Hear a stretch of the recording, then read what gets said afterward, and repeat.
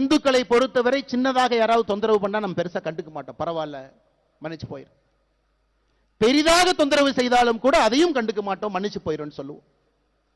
ஆனா இன்னைக்கு அதையெல்லாம் தாண்டி நம்முடைய வாழ்வியல் முறைக்கு தொடர்ச்சியாக பிரச்சனைகள் வந்து கொண்டே இருக்கிறது. ஹிந்து என்பதற்காக நான் ஏற்கனவே சொன்னதை போல நம்முடைய கடைக்கோடி தொண்டர்கள் கொல்லப்படுகின்றார்கள். இந்த மதத்தை பின்பற்றினா மட்டும் நம்முடைய வாக்கை பெற்று அரசியல்வாதிகளாக அதிகாரத்தில் இருக்கக்கூடியவங்க கோவில் இப்படி இருக்கும் கூம்பு மாறி இருக்கும் அசிங்கப்படுத்துறாங்க. இந்து மக்கள்கிட்ட ஒற்றுமை எப்பொழுதும் வராது என்கின்ற தைரியத்தில் அரசியல்வாதிகள் இன்னும் பழைய அரசியலை செய்து கொண்டிருக்கின்றார்கள். அதையெல்லாம் உடைத்து காட்ட வேண்டும். என்னுடைய கோவில்கள் பாதுகாக்கப்பட வேண்டும். எங்களுடைய வாழ்வியல் முறையில் எந்த பிரச்சனையும் வரக்கூடாது. எங்களுடைய குழந்தைகள் தைரியமா ஒரு ஸ்கூலுக்கு போனா கூட திருநூறு வச்சுட்டு போகணும். எங்களுடைய குழந்தைகள் இன்னைக்கு வட தமிழ்நாட்டில் ஒரு ஸ்கூலுக்கு போனா கூட ருத்ராட்சி கொட்டையை வெளியே அணிந்து கொண்டு செல்ல வேண்டும். இதெல்லாம் இன்னைக்கு மக்களுக்கு ஏற்படக்கூடிய பிரச்சனையாக இருக்கிறது. அன்பு சொந்தங்கள், அதற்கெல்லாம் இந்த முருகர் மாநாடு தேவைப்படுகிறது. ஒரு பக்கம் எழுச்சி, ஆளுகின்ற ஆட்சியாளர்களுக்கு எச்சரிக்கை மணி. 5 லட்சம் பேர் மதுரையில காசு கொடுக்காம கொள்கைக்காக மழை வரும் என்று தெரிந்தும் கூட்டம் அதிகமாக இருக்கும். அதுல என்னைய மதிப்பாங்களா? கடைக்கோடியில் உட்கார்ந்து இருக்கிற விஐபியா? எனக்கு சேர் கொடுப்பாங்களா? எந்த கேள்வியும் இல்லாம இது என்னுடைய மாநாடு, என்னுடைய வாழ்வியல் முறையை காக்கக்கூடிய மாநாடு என்று வந்திருக்கின்றீர்கள். இதிலே எச்சரிக்கை மணி அங்க போகும். முருகபெருமான் நல்லா பாருங்க, 6 படை சாதாரணமான வீடுகள் இல்லைங்க. நல்லா பாருங்க, எல்லா வீடுகளுக்கும் ஒரு தன்மை, அறிவு, ஞானம். பழனி என்னுடைய தந்தைக்கே நான் ஒரு தாரக மந்திரத்தை சொல்லிக் கொடுக்கிறேன், அதற்கு ஒரு வீடு. திருமணம் செய்து கொண்டு இல்லற வாழ்க்கையிலே அமைதியாக இருப்பேன், அதற்கும் ஒரு வீடு. நல்லா யோசிச்சு பாரு. என தேவையில்லாம பிரச்சனை பண்ணினா சூரசம்ஹாரம் பண்ணிடுவேன், அதற்கும் ஒரு வீடு. சூரசம்ஹாரம் செய்துவிட்டு அமைதியாக திருத்தணியில போய் இருப்பேன், அதற்கும் ஒரு வீடு. ஆளுகின்ற ஆட்சியாளர்கள் முருக பக்தர்களை எந்த வீட்டிலே வைத்து பார்க்க வேண்டும் என்று இந்த மாநாடு மூலமாக அவர்களுக்கு தெரியும். முதல் வீடு திருப்பரங்குன்றத்துக்கே நீ பிரச்சனை ஏற்படுத்தினா ஒரு வீடாக சென்று சூரசம்ஹாரம் செய்துவிட்டு மறுபடியும் அமைதியாக திருத்தணிக்கு போயிருவோம் அப்படிங்கிற மாதிரி தாங்க ஐயா அந்த மாநாட்டில் ஒரு பெரிய செய்தியை நாம் சொல்லி இருக்கின்றோம். என்னுடைய வாழ்வியல் முறையில தலையிடாத, ஏன்னா நம்ம யாருக்குமே தொந்தரவு பண்ணல. இன்னைக்கு உலகத்தில் இருக்கக்கூடிய எல்லா மதத்தையும் பாருங்க ஐயா, எத்தனை கோடி மனிதர்கள் எந்த மதத்தை பின்பற்றாங்க பாருங்க. கிறிஸ்தவ மதம் 230 கோடி, கிறிஸ்தவ மதம் 200 கோடி, இந்து மதம் 120 கோடி. இதுல ஆச்சரியம் என்னன்னாங்க, 190 கோடி பேர் இந்த உலகத்துல எந்த மதத்தையும் பின்பற்றாம இருக்கிறாங்க, அன்அஃபிலியேட்டட்ங்கறாங்க. 230 கோடி கிறிஸ்தவர்கள் இருக்கிறாங்க, 200 கோடி இஸ்லாமியர்கள் இருக்கிறாங்க.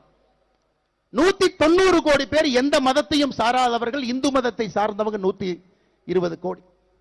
எத்தனை நாட்டில் இருக்காங்கன்னு பாருங்க. இந்த மதத்தை பின்பற்றக்கூடியவங்க எத்தனை நாட்டில் இருக்காங்க? கிறிஸ்தவ மதத்தை பொறுத்தவரை 120 நாடுகள்ல அவங்க பெரும்பான்மை. இஸ்லாமிய மதத்தை பொறுத்தவரை 53 நாடுகள் அவர்கள் பெரும்பான்மை. அன்அஃபிலியேட்டட், எந்த மதத்தையும் சாராதவன் 10 நாடுகள் அவர்களும் பெரும்பான்மை. ஆனா நான் இந்து மதத்தை சார்ந்தவன் 2 நாடுகள்ல மட்டும்தான் நாம் பெரும்பான்மையாக இருக்கின்றோம். இரண்டாவது, இந்த மாநாட்டினுடைய முக்கியமான நோக்கம், ஒரு இந்துவுக்கும் இந்த எழுச்சி இருக்கணுங்க ஐயா, ஒருத்தருக்கு இருக்கணும். முன்னோர்கள் எப்படி இந்த வாழ்வியல் முறையை கட்டி காத்து பத்திரமாக நம்ம கிட்ட கொடுத்துட்டு போனாங்களோ அதே மாதிரி பத்திரமாக பாதுகாத்து நம்முடைய சந்ததியருக்கு நம்ம கொடுக்கிறோமா அப்படிங்கிற கேள்வியை எழுப்புவதற்கும் இங்கே முருகர் மாநாடு மதுரையில் நடந்து கொண்டிருக்கிறது. அன்பு சொந்தங்களே, யாருக்கோ பிரச்சனை, எனக்கு இல்ல, அந்த பிரச்சனை நமக்கு வரும். எங்கேயோ கோயில் அடிக்கிறாங்க, எனக்கு பிரச்சனை இல்லை, நமக்கு வரும். யாரோ திருச்செந்தூர்ல கியூல போய் நிக்கிறவங்க மயங்கி விழுந்து சாகுறாங்க, பிரச்சனை நமக்கு வரும். எங்கேயோ கட்டணம் வசூல் பண்றாங்க, நமக்கு அது வரும். 6 படை வீடுகள், 5 லட்சம் பேர் கடந்த 4-5 நாட்கள்ல. நேத்து மட்டுமே 1.25 லட்சம் பேருங்க. 6 படையில் இருக்கக்கூடிய முருகபெருமானையும் இங்க வந்து அமைதியாக இந்து முன்னணியினுடைய வாலண்டியர்ஸ் மட்டுமே நின்று, ஒரு காவல்துறை அதிகாரி இல்லைங்க, அமைதியாக தரிசிச்சுட்டு போறாங்க. ஆனா 6 படையில் இருக்கக்கூடிய ஏதாவது ஒரு கோயிலுக்கு 50 ரூபாய், 100 ரூபாய், 500 ரூபாய் கொடுக்காம நீங்க சாமி இந்த மாதிரி பார்க்க முடியுமா? கேட்டு பாருங்க. இது நம்முடைய வாழ்வியல் முறையில் இருக்கக்கூடிய பிரச்சனையை நாம் தட்டி கேட்கின்றோம். எதற்கு தமிழகத்தில் 2 சட்டங்கள் இருக்கிறது, இந்துவுக்கு ஒரு சட்டம், இந்து மதத்தை சாராதவர்களுக்கு இன்னொரு சட்டம் எதற்கு என்பதை கேட்பதற்காக மதுரை மண்ணில் நின்று கொண்டிருக்கின்றோம் அன்பு சொந்தங்களே.